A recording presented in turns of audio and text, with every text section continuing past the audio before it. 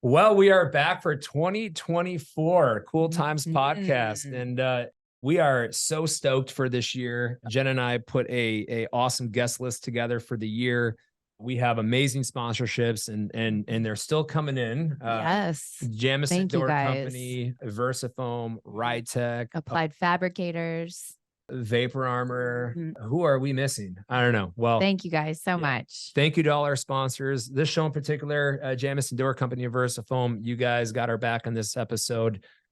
And we appreciate everyone that listened throughout has it been 2 years? Yeah.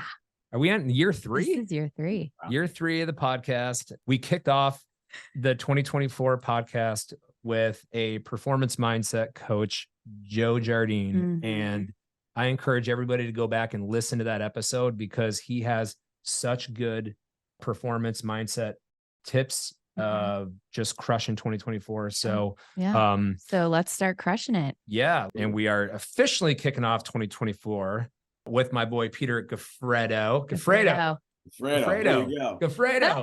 There. I'm gonna get that this year. Nice Irish boy, you know. Yeah, I know. I'll get that, Peter. Well, Vice President of Operations, Frazier. Man, you guys are killing it out there. Frazier is on a lot of the jobs that we at Freeze Construction are on. Your racking systems are. We see that color everywhere. Top of the line. We see it everywhere. See the logo, and we see you. Yeah, dude. I got to run into you in California. What was it? Yeah. Florida, Cali. It's Cali? I don't know. Both. We travel a lot. We did Florida and Cali and Arizona. Yes.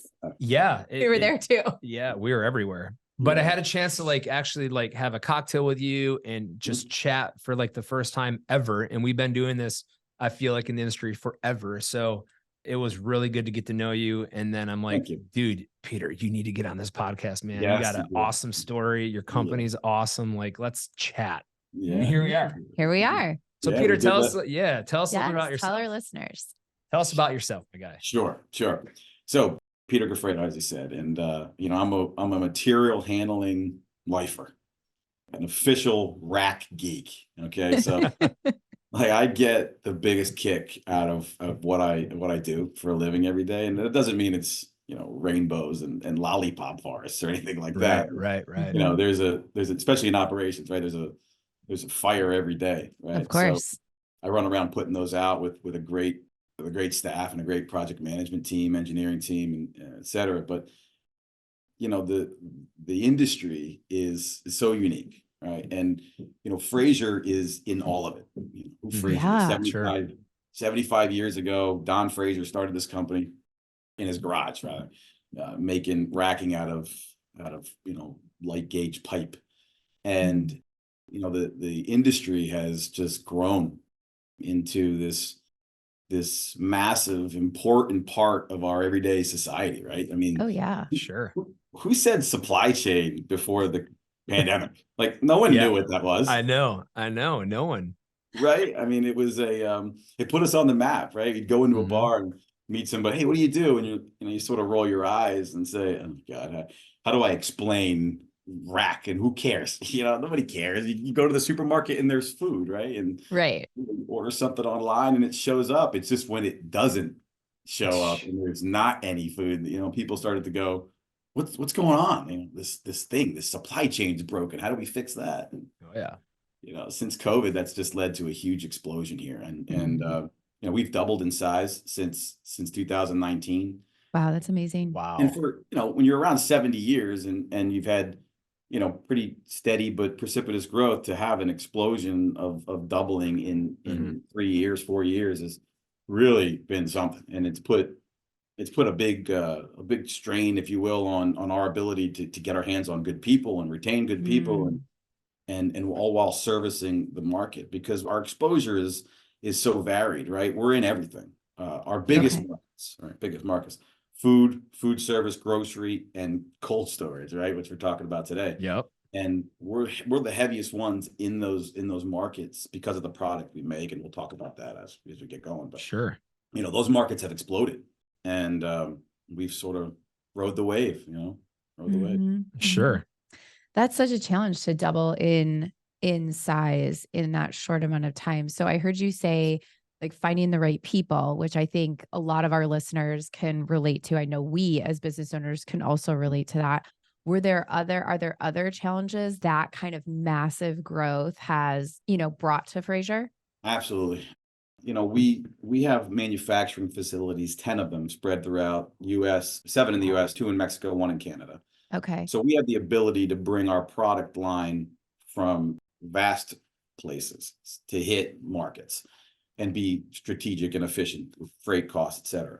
The problem with that is you have 10 different demographics, 10 different sets of workforce, sets of management, sets of tooling and machining, right? That you need to get replacement parts from this supply chain that's been, disrupted or broken. So each one of those comes with these unique challenges. And in some cases, we're looking for new machining because the tooling is breaking down or is past its life cycle. Another place, we can't keep good management. We have a great workforce and a backlog of workers, can't keep good management. Another place, we have great management, can't find welders. So, that leads you to all these different solutions to overcome these challenges. Is it, okay, well, how do I get by the worker force? I can't find welders. Okay, let's go out and let's start investing in automation, automated welding, automated punching, those kinds of lines, right? Wow, yeah. So I was going to ask you, Peter, challenge. where's your corporate? How many manufacturing locations do you have? Can you give us some location and size of that? Absolutely. So we're located in a sleepy little bed and breakfast town called Long Valley, New Jersey. So awesome. North Central New Jersey. Is that where you live? No, I live in Eastern Pennsylvania, like right south of the Poconos. Yeah, I got you. Okay. Right on. Awesome. Which, the old honeymoon place. I've heard people say, is the Poconos really a thing? Yeah, it's really a thing. It's a big. Totally. We were there. We've been to the Poconos. Yeah, we went there because we did the all-weather plant tour at their new line they built. Yeah, they put a facility there. Where did they put that in Pennsylvania? In Pennsylvania. No, you don't know the city? In Pennsylvania.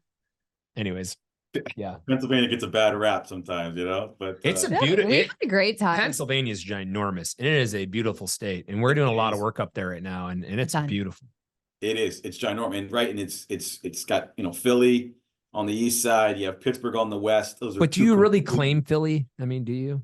I claim Philly. I'm a Philly guy. I'm a Philly guy for sure. So we hate each other in all things sports. Yes, most likely. Yes. Yes, I'm a Philly guy through and through.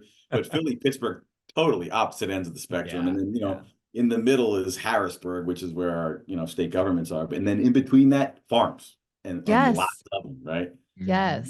So big, long state, 5 hours from one side to the other, for sure. Oh yeah, for sure. So corporate in a small town in New Jersey, and then we don't belong. Our smallest plant is attached to the office here. Don Frazier, original owner, and then Bill Masharker, who's our current owner. He makes his home here. And this is our smallest facility. We're doing about, 1.3 to 1.4 million pounds. It's our oldest market as we originated here. But by comparison, our facility in South Carolina, Tennessee, Idaho, those are 4 million, 5 million pound plants. So wow. 4 to 5 times the size. So you're shipping racking coast to coast. Oh yeah. 25 million pounds a month of racking. Yeah, you're shipping this racking coast to coast, just United States?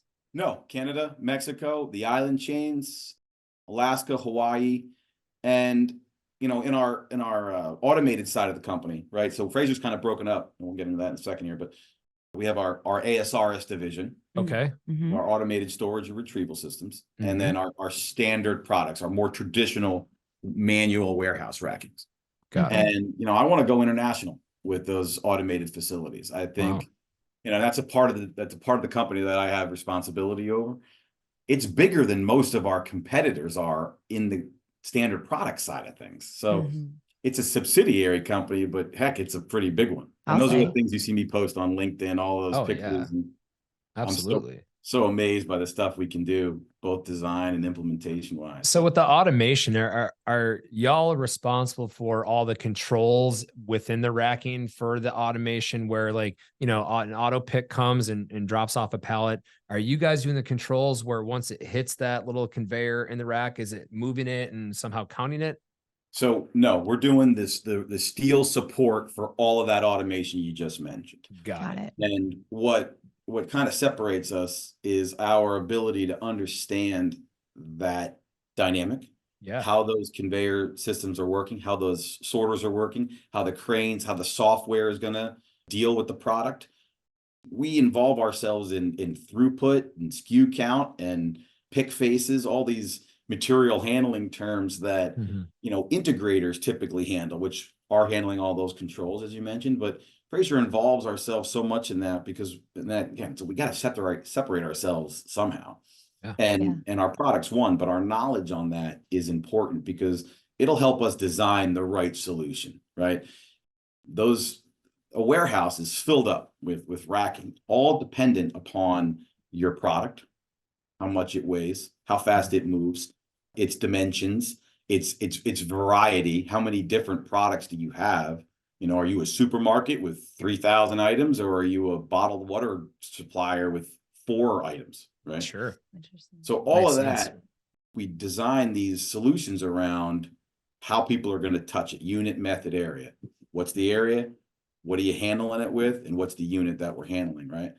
So that's a really complex sort of look at things. You can simplify it. You could fill a manual warehouse up with just traditional pallet racking that gives you the most flexibility, but you might miss out on an opportunity to take advantage of density, right? You know, think of your pantry at home, right? I love this one. It's a great example. You walk in, well, my pantry is a disaster, but you walk in, well, you have 3 kids. Come on. Yes, and yeah, snacks everywhere, and they're at that age where they just walk in and just terrorize. Oh yeah, and their friends, the friends walk in and take whatever that. Yes. Yeah. Oh, yeah. Right. So you know, you don't want to put your chips in front of the corn, in front of the beans, in front of the nuts, right? You want to be able to have all those things at your fingertips, right? Right. But if you only ate chips, well, heck, put the chips in front of the chips in front of the chips, right? Because it's all the same. Just make sure the one that's going to expire first is up front. Right? Yeah. Right. So those are the nuances, right? Of rack. That's where the rack geek part kind of comes. That's crazy. It sounds to me like it doesn't make sense for you guys to go to market to the general contractors because it's probably already too late in the job. You guys, I guess, how do you go to market for all of our listeners? Like, great question. Great question. So Frazier is exposed to a variety of ways of getting business, right? We deal with warehouse dealers who are selling fork trucks and signage and dock equipment. That's probably our lowest exposure. Our highest exposure really is to the end users, the operators, right? The Karis Coles of the world, the Norams of the world. We're selling direct right to them. Sure. We'll work certainly with general contractors who might be developing a property and they want to fill a warehouse up with rack and lease that property to somebody in particular. Sure.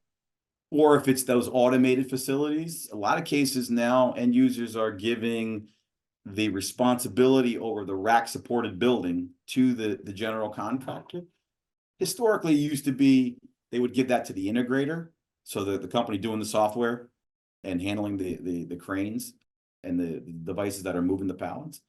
But they've seemed to migrate towards the GCs lately, and a lot of the GCs are getting into the, let's call it the integrator space, where you know they've said, hey, we can go out and hire a software company. We can hire a company that does conveyors and does cranes and does rack, and we'll put it all together. And that's a real challenge. So, but you see a lot of companies starting to get into that.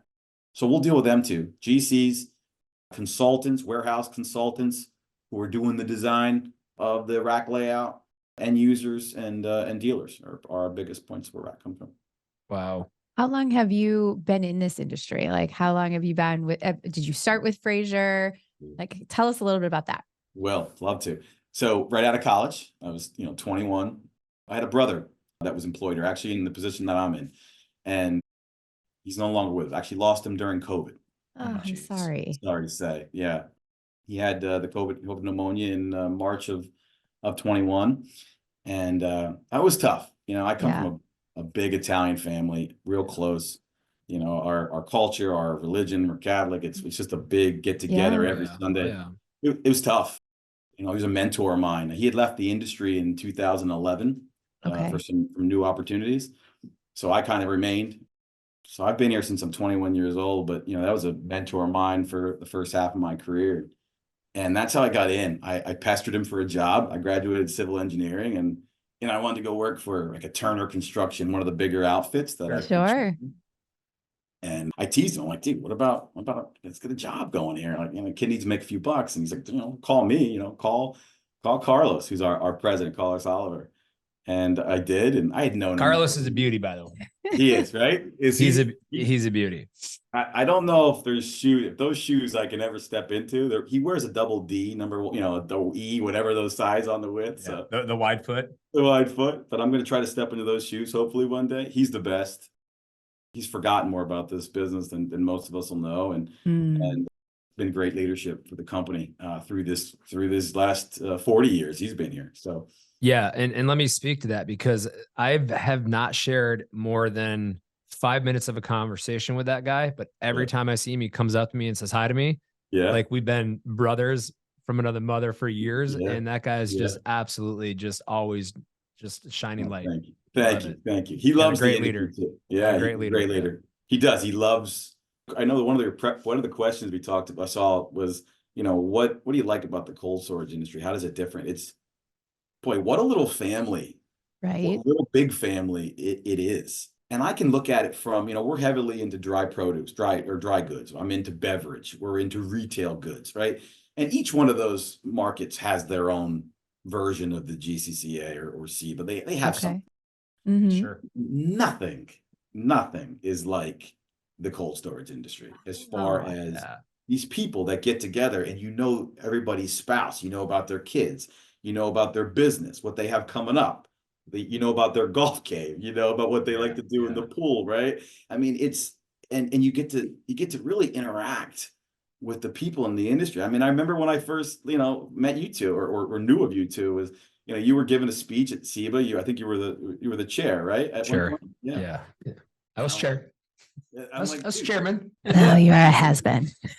Awesome. Jenna, that's awesome, right? Like, he's up there, he's got his shirt out, he's got his blazer on, he got his spiked hair. And I'm like, that cat's cool. Look at that guy. I go, I had no idea. It was my first SEBA, and I'm going, oh God, I got to tell me, I go to a convention this week. How much fun is this cold storage convention? But dude, it was a blast, a total blast. And then, we're all on the golf. We were all teeing off on the first hole, and I had rented clubs, and I actually hit one straight. And I remember you yelling at me like, dude, what are you doing? Like, what are you doing hitting it straight? Like, who's this guy? Like, hitting the ball. Like, can you actually play?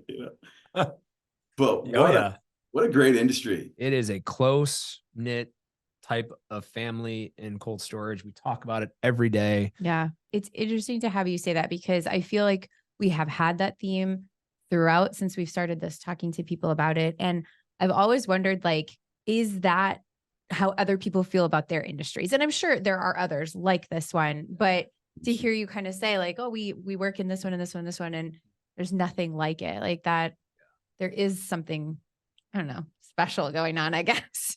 I can, I've never gone to the tech shows or, some of those other ones, but I can tell you that because of those other markets that we're in, right, we're very varied in what Frazier's product is. And I'll explain that a little bit, but there's not an organization that I've experienced in the, bevs and the dry storage and the retails, and that has that type of unique interaction amongst not just the end users, right? I mean, it's cool.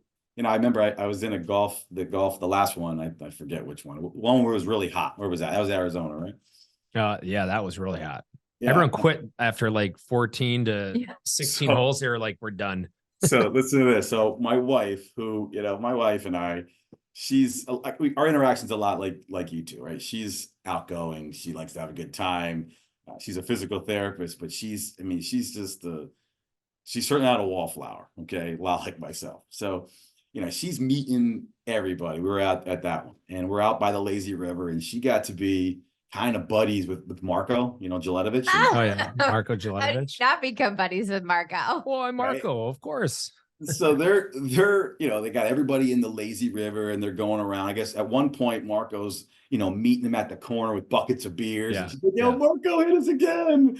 But I'm hearing all this while we're on the course, and she's taking pictures of like her feet crossed on the thing, and she's like, it sucks there. Why didn't you come here? Like, have your meetings in the pool. Like, what are you doing out there? I know, dude, I know. And she took pictures of guys as they would roll in, right? Like this next guy rolled in and she'd circle him. She's like, there's at least 40 guys who quit. Like, what are you doing? Oh yeah. I was a quitter that day. Yeah, you did quit that day.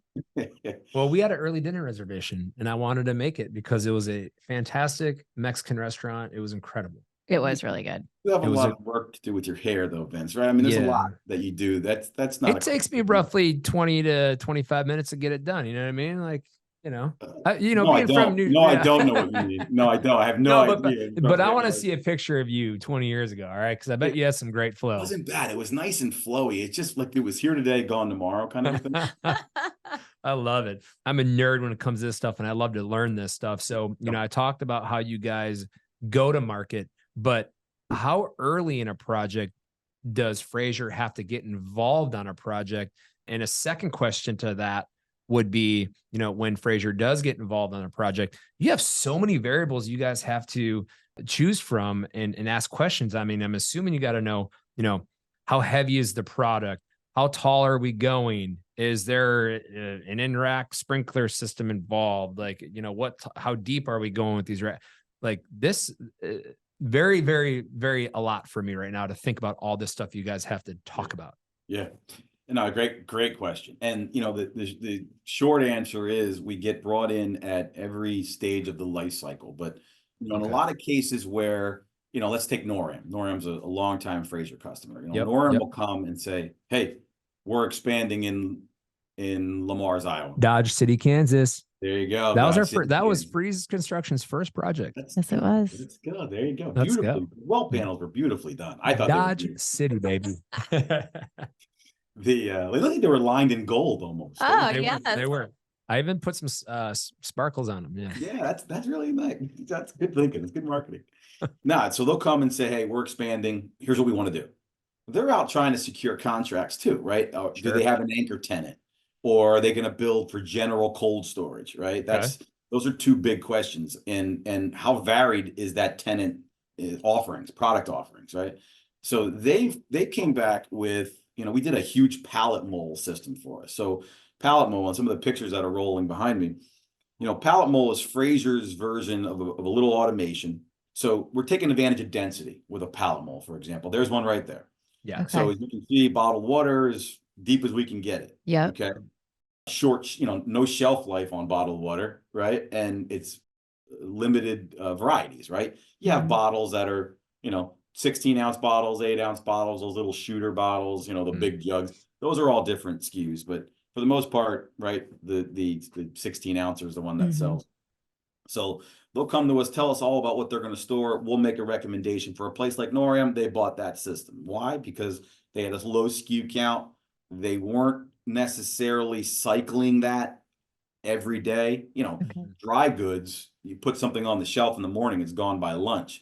Wow. Cold storage, right? It sits there for a little bit, right? They monetize the rent, right? How long that product sits there, they monetize that. So not a lot of turns. So they needed density because they had a lower SKU count. Stuff was sitting there 30-day turns, that kind of a thing. Yeah. Maybe a longer 60-day turns. We'll pack it in there with density. So in that particular case, we're developing that solution early on when they're just buying a piece of property, because we want to tell them, okay, size your building this. You need this much square footage to store 30,000 pallets in that manner. You need X amount of square footage. There'll be other ones where there's a consultant involved, or the end user has a team. Think of an Americold. Okay, Americold has a great team of people within those walls that are designing those solutions, whether it's a standard product type racking, manually operated, or their automated retrieval business, which we support both sides of that. They're coming to us with, hey, we want to tackle it with this solution, or one of these two. Price up both for us, and let's see what's cheaper. So, Cisco Food Service is another one on the dry side that has that kind of capability. There's a lot of companies that do. Or you're going to a consultant, end user goes to a consultant, they help them develop the solution, then the consultant puts that out for bid, right? They'll go out to the different rack houses and we'll bid on, a project that way. But, 80% of our business, I'm sure a lot like you, is really is repeat business, right? Sure. Yeah. We want to develop those relationships with end users so they keep coming back. Sure. We do one-off jobs for sure, Mhm. but our idea is let's grow. Let's grow. Man, Peter, you push us a lot in the field, man. I got to tell you, every job I'm on, you're on it. It's like, hey, man, the racking's got to start in this day and it's coming in here and we're doing this. And I'm like, so we need to finish all this stuff before he starts that. And you guys push us, man. Yeah. No, You push us. We're gonna keep trying. And every now and again, I'm like, you just tell them like start like a week or two later. That'd be great. Listen, they're all over me for schedule. All over me for schedule. Oh yeah, When dude. they can't Oh, store yeah. the turkeys. We laugh. I know. Turkeys are coming, man. Right? That's what they said. The frozen turkeys are coming, and if you're not done, you can't store anything. So it's challenging. Yeah. Hey, what's something that surprised you about the cold storage industry? So I mentioned that close knit part of it. I think the part that's been amazing, especially since COVID, is how big that market has gotten. Yeah. I think I have some personal opinions, but a little bit of private equity came in. I think they needed a place to park money, and say, well, Sure. gee, interest rates were low. This cold storage business, boy, they're really doing well. Let's get involved. So I think they went out and they got their hands on, cold storage lifers, maybe second, third, and fourth down the line on some of the bigger houses, and said, let's go build 25 buildings and see what happens. We'll operate them for a period of time and maybe flip them in the years to come. But I guess the biggest surprise is the absolute growth that's gone on in the last couple of years. Yeah. Do you, on your end of things, do you guys anticipate that growth to continue for cold storage and even maybe some of your other industries? Are you seeing any change?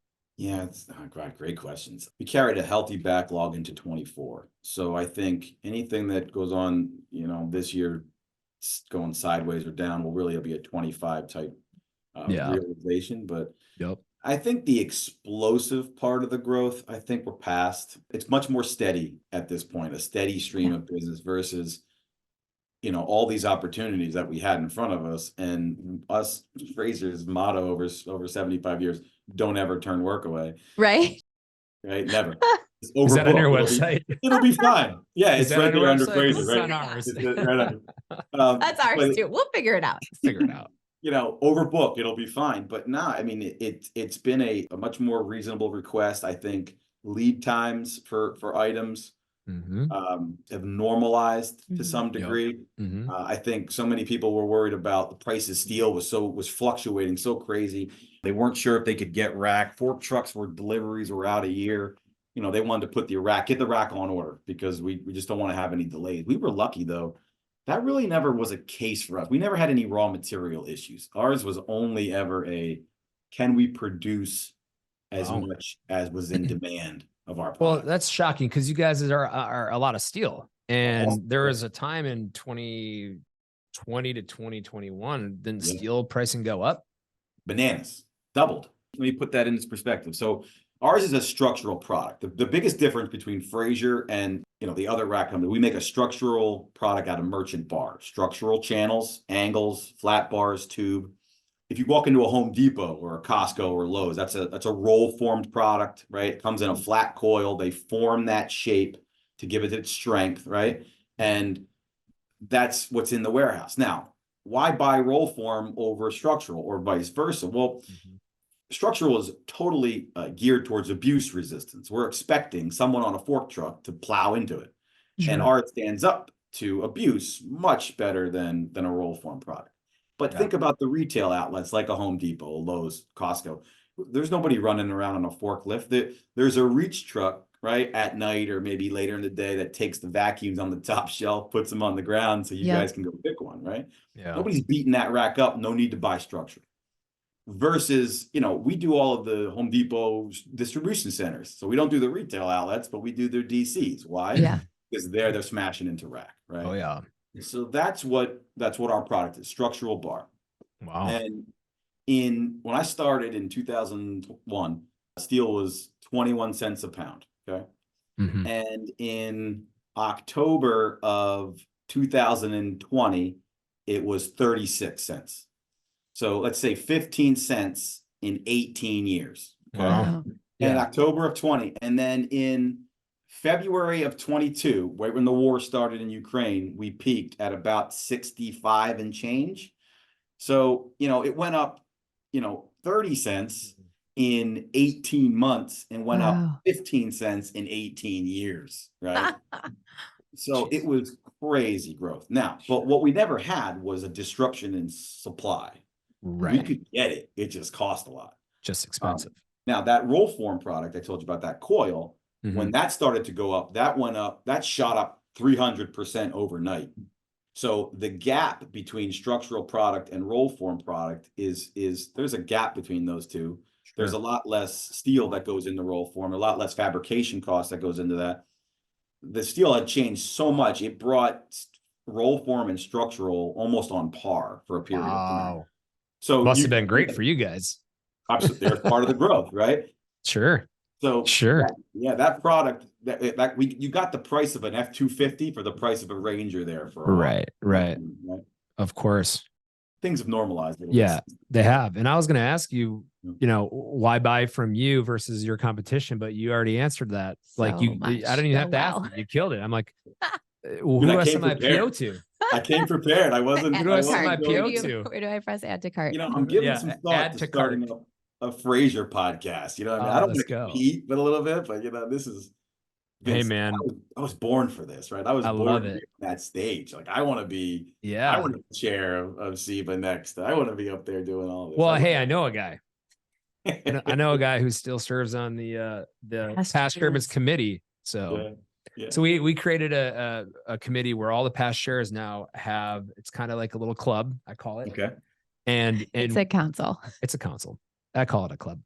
And we still are involved and go to the board meetings, but we don't have any voting rights, but we still get to partake in a lot of suggestions and. Well, you get to bring your expertise and your experience. Absolutely. Gets to still help support the board and the mission of the board and the things that you guys are working on. Yeah, it's great. But we'd love to have you. We'd love to have you on the board, my friend. So I've started getting my feet wet, right? I'm on the construction codes committee. That's where you start. And then the education committee. And we're going to get the SEBA certification coming out, I think later this year. I think we're targeting to the fall. So that's been great. It's a big deal, by the way. It is. Excited about that. I didn't give it its due until I really sat down and I said, wow, there's an appetite for this. It's going to be a good fee for it too, but there's going to be a lot of training, a lot of education. I mean, it's really going to matter. I think it's really going to be a nice addition.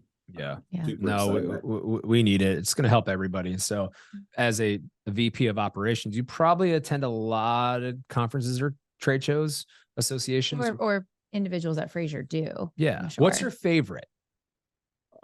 So the GCCA IRW is the big one there, that and SEBA. Those are the two that I love the most. A little bit different. I think a bit more spousal support on the GCCA side than maybe the SEBA. But I sort of cut my teeth on the SEBA, so I'd really be a toss up between those two. Sure. I love both those events. I don't think they hold the candle. I mean, look, there's Modex, which is the big show coming up in Atlanta in March, and then there's ProMat in Chicago. Got it. Those shows alternate every year, every 2 years. So what's Modex? What's that one? Modex it used to be the little brother of ProMat, which, ProMat is the Super Bowl, if you will, of material handling logistics solutions. Got it. Okay. But it's Disneyland. Like it's too much. There's so much there. There's so many different solutions from all around the world and so many different people. And then you're in your booth, you're trying to promote your product, but you want to walk the floor and see all these other people. It's so much. It's overload. It's a lot. Absolutely. Yep. It's extra. Modex was always a little sibling to that, but really it's gone that way as well. It's now the Super Bowl part 2 almost, and so that comes up in March. When I try to compare those two, which I'm doing all the same things, I'm meeting all the same kind of people from across all the spectrums, though, not just cold storage, right? All those other avenues that we're in. But again, those events. They're so quick. Frazier has a big party there, like we do at GCCA, where we had the Yellowstone party this year, which I thought was awesome, by the way. I thought that came out great. People loved it. Yeah, that was awesome. Right? I mean, the cowboy, Loved it. people love cowboy stuff. Like since yeah. Yellowstone, they love riding that bull and roping the calf. Like when I came home, like the first thing I told, I said, whoever came up with the shoot the calf out and throw a rope like that was a home run. People wanted to do that all night long. It was a great idea. That's awesome. That's awesome. Yeah. So Modex and ProMat are, again, those huge shows, all kinds of automation, the entire supply network is on display there for you to see, but it's just too much. The smaller, more intimate shows like for sure. and Zebra. Gotcha. So I want to switch gears a little bit because I want to ask the question that I like to ask all of our guests. Since you've been in the industry for so long, do you have like a cool moment or a cool story that you'd want to share about your experience? I guess you work in a lot of different markets, so it doesn't necessarily have to be cold, but if you have one in cold, we'd obviously love to hear it because of our Cool Times podcast. And we'll allow this moment to be sponsored again by VersaFoam and Jameson. Okay, great. I'm going to say plural. Okay. So I mentioned the two types of racking we provide, right? We have our manual rackings and those automated buildings, right? Those 150-foot tall steel structures that we assemble in some cases on the ground. We design those, we manufacture those, we install those. I can remember being 21 years old and they stationed me on one of those buildings in York, Pennsylvania. It was for CNS Grocers. It's now an Ahold property. And it was, Frazier had been doing rack supported buildings for 30 years prior to that, but they sort of had gotten out of it during the 90s and this was going to be a one-off job. Okay. And I can remember working for a gentleman named Paul Quattlebaum, who was one of those site superintendents we were talking about, Vince, where, these folks are retiring and we're wondering, what are we going to do, right? How do we replace these people with vast experiences and willingness to be out on those sites, day in and day out for months on end. And, he was one of those guys and he's since passed away too. I lost him in 2016, but the stuff he knew, the ability to assemble these things, rig them and set them was just extraordinary to me. And he really spent his career, we were colleagues and he just taught me everything he knew. And, every time we build one of those blocks of racking and we lift it into place. I mean, if you see me on LinkedIn, like I love to post those final pick days and all that kind of stuff. Yeah. It's never gotten watered down. Never. Like that first, and I've seen thousands and thousands of these picks go into place, but the first one on a job and the last one on a job is still the sexiest thing that I can think of doing. And God, it's just, it doesn't get old. It's fascinating. It doesn't, dude. It's like when we install panels. I mean, the first panel and the last one, the last panel. It's beautiful. It's cool. It's cool to see it come together. See, there you go, right? And now people will look at it and go, well, what's fancy about wall panels, right? Who cares? Or what's fancy about racking? Who cares? It's amazing what we're able to do, I think. Yeah. I think with the ecosystem, right? The people doing the slabs, the people doing the rack, the people doing the sprinkler, the roofing, the joists, the wall panels, man. I mean, the forklift equipment. It's really impressive what people can do out there. Well, Peter, I want to be cognizant of your time, my friend.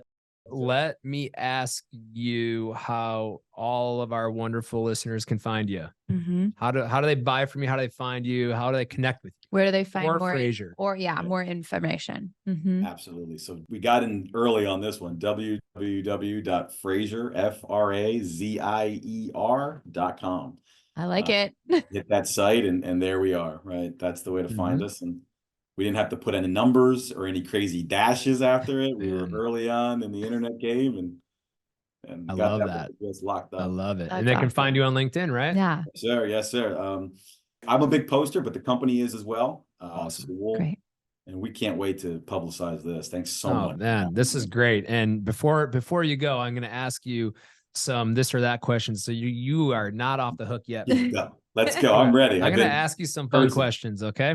Go. So, all right. You ready, my guy? Fire away. Are you a glass half full or empty guy? Oh, full. Absolutely. Ketchup or ranch? Oh, ketchup. Phone in the bathroom or no phone in the bathroom? Phone in the back. I love that one. Same. So, hey, do you sort by price or sort by rating? Rating. Crunchy peanut butter or smooth peanut butter? Crunchy. Not even close. Winning the lottery or finding your soulmate? Careful. Soulmate. Love that. Money's easy to make. Love isn't. That's so true. So true. Yeah. This question came up and I was going to ask it, but it doesn't make a lot of sense. Bad haircut or bad dye job? No, dude, this is perfect. This is perfect. This is perfect because, you know, it's got to go bad dye job, right? For me. Yeah. Because Yeah. I can't cut it wrong, but I could make a disaster up there if I put some dye on that If head. you grow the beard out and you got grays in there and you dye it, like it's so noticeable, right? No good. No dye. It's no good. Are you a cold beer or cold drink guy? Great question. I finally got into bourbons about 2 years ago, and My man. I used to say, "Oh, nice day. Let's have a cold beer," but let's have a bourbon. You know, rocks, nice and cold. That's it. Nothing else. Love in it, that. and go from there. Love that. Ping pong or air hockey? Oh, air hockey. Huge hockey guy. Same, brother. We'll talk offline about that. Yes, I got a son who's he's a AAA hockey player, and I've been playing since he's 4. Oh yeah. So he's been going all over the gods. Ton of travel and a ton of money. It is. More than the money is the time, bud. Yes, the time is insane. And hockey sticks are like $365 a pop. Oh, Yeah, they they break sure so are. easy. Oh my gosh. I would just like the record to note that I'm currently undefeated in air hockey, Vince. I know. I would just like My wife that to beats be me noted, all the that time in her house. Is that we're right? good And I at don't air understand it. I don't understand the science behind it. She continues to crush me in air hockey. Undefeated. The angles. It's the angles, Vince. I mean, you got to work the angles. I'm bud. trying. Little geometry? No geometry. I'm trying. She's got some like weird freaking reflex thing. I don't understand it. Well, yeah, Anyways, Undefeated. she's beating you at a lot more than that. I I'm know sure. she is. She really is. All right, last two. Are you beachside or a poolside guy? I love both, man. But Yeah. if I had to retire and sit all day with a cocktail, I want to sit on the beach. Yep, same. All right, Justin Timberlake or Justin Bieber? Biebs. Not You even the close. Biebs guy? Biebs. I Absolutely. love it. I love it. Absolutely. Biebs is a stud. I like it. Biebs. I like it. I love it. I He's gotta- more excited about the new Justin Timberlake album to be coming out hopefully in 2024, but he also Is that right? loves the He's finally dropping a By new the time this drops, y'all will already know his album had come out Oh, in January. Don't worry. So- I'm So excited. you're a JT guy. Big you're not JT a guy. Bieber. Yeah. he loves them Yes. both though. I like them both, man. I think Yeah, they're both very talented and, I agree. No, I agree. But Biebs' last album there with the Peaches, right? And I love it. Yeah. A lot of good jams on that one. And Very good. Very good. careful who you play those Catchy. around. Yeah. Very good jams. All right, my guy. Well, dude, Peter, thank you so much. No, so Dude. welcome. dude, this was awesome. Yes. This was awesome. And to all of our listeners, thank you so much. You guys can find us on Facebook and Twitter, X, LinkedIn, Instagram. Mhm. We will post a short little 30-second intro clip to this, but Mhm. you guys can find us on Spotify, Apple Podcasts. You can watch this video of the podcast on YouTube Yes. and subscribe any way you can. Share it. Let's get the word out. This helps just grow the knowledge and expertise in the industry. Yep. And continues our family fun. Sure does. You know, I love it. Peter Goffredo, you the man. Thank Frazier. Thank you. Thanks I so much. appreciate you guys. Awesome. Be well.